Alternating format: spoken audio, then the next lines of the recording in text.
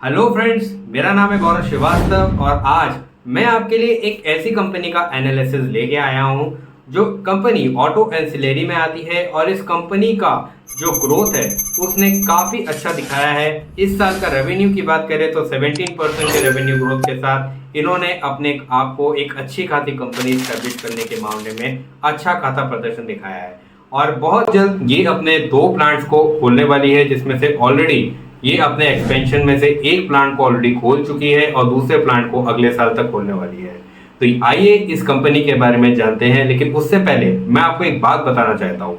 आपने एक मुहावरा तो सुना होगा, बहती गंगा में हाथ धोना। आज उसी मुहावरे को ध्यान में रखते हुए मैं जिस कंपनी के बारे में बात कर रहा हूँ वो कंपनी काफी अच्छी जा रही है। और मैंने थे बट इसलिए बोला कि पिछले कुछ समय से मार्केट जो है वो थोड़े डाउन जा रहे हैं, थोड़ा टेंशन वाला माहौल चल रहा है, तो इस कंपनी को उतना ज्यादा बहुत अच्छा रिस्पॉन्स मिला है इन्वेस्टर्स से। तो आइए बिना देरी करते हुए हम इस कंपनी के डिटेल एनालिसिस में जानते हैं और इस वीडियो के एंड तक आपको ये पता चल जाएगा कि आपको इस कंपनी में इन्वेस्ट करना चाहिए कि नहीं, क्योंकि मैं आपके सामने पॉजिटिव और नेगेटिव दोनों पॉइंट्स को कवर करूंगा। तो चलिए बिना देरी करते हुए चलते हैं आज के वीडियो टाइटल में, जिसका नाम है detail analysis of Motherson Sumi Wiring India Limited analysis के बारे में। अगर टॉप लाइन ग्रोथ की बात करें तो जैसा मैंने आपको बताया कि ये साल इन्होंने 17% का अपना रेवेन्यू ग्रोथ दिखाया है, जो पर व्हीकल कंटेंट और OEMs द्वारा ज्यादा प्रोडक्शन की वजह से हुआ है। अगर एबिटा मार्जिन की बात करें तो ग्रोथ होने के बावजूद भी इनका एबिटा मार्जिन स्टेबल ही रह गया है। क्यों? क्योंकि मैंने आपको जैसा बताया कि ये लोग अपने नए प्लांट का सेटअप कर रहे हैं, यानी कि ये अपना प्लांट एक्सपेंशन कर रहे हैं। कहाँ पे? नोएडा और चेन्नई में। ये हम आने वाले पॉइंट्स में समझेंगे।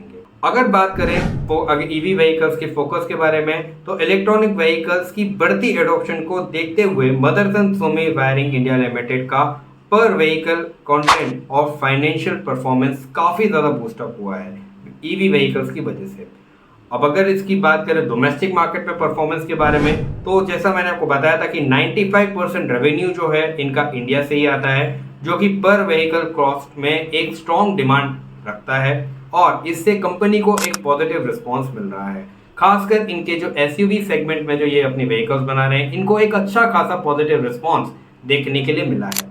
बात करें अगर एक्सपेंशन की, कैपेसिटी एक्सपेंशन की, तो इस साल इन्होंने अपने प्लांट्स को नोएडा में ऑलरेडी ऑपरेशन सेटअप कर दिए हैं और अगले 2 क्वार्टर में इनके नोएडा में एक्सपेंशन हो जाएंगे और आने वाले अगले साल तक इनका चेन्नई में भी एक्सपेंशन हो जाएगा। मतलब अगर हम बात करें तो अगले साल के फर्स्ट क्वार्टर तक ये अपने चेन्नई में भी ऑपरेशंस को चालू कर देंगे।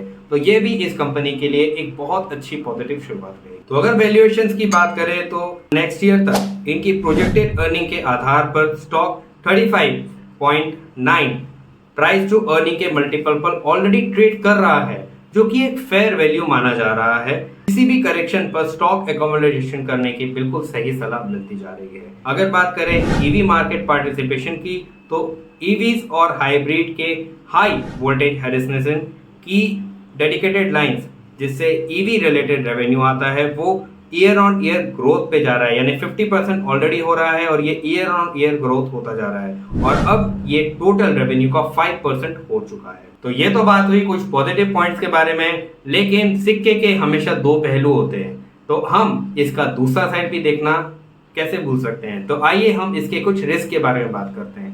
तो सबसे पहला रिस्क इसका ये आता है कि अगर कभी रॉ मटेरियल की कॉस्ट, मतलब इनकी जो रॉ मटेरियल्स हैं, अगर उनकी कॉस्ट बढ़ जाएगी तो कंपनी को ना चाहते हुए भी अपने जो कार्स की प्राइसेस हैं उनको बढ़ाना पड़ेगा। अगर दूसरी बात करें तो अगर इनके डिमांड में जरा सा भी शिफ्टमेंट होता है तो कंपनी को काफी ज्यादा नुकसान हो सकता है, क्योंकि कंपनी खासकर ईवी व्हीकल्स पे कॉन्सेंट्रेट कर रही है जैसा हमने अभी तक देखा। तो अगर ईवी व्हीकल्स की डिमांड में अगर थोड़ा सा भी ड्रिफ्ट आता है नेगेटिव पॉइंट तरफ, तो ये कंपनी के लिए एक नुकसानदायक पॉइंट बन सकता है। ये कंपनी के कुछ डिटेल एनालिसिस थे जो मैंने आपके साथ शेयर किए। उम्मीद है आपको आज का वीडियो अपना अच्छा लगा होगा। अच्छा लगा है तो लाइक, शेयर एंड सब्सक्राइब जरूर से कर दीजिए और कमेंट बॉक्स में आप हमें लिखना जरूर से ना भूलिएगा कि क्या आप इस कंपनी में इन्वेस्ट करने के लिए रेडी हैं।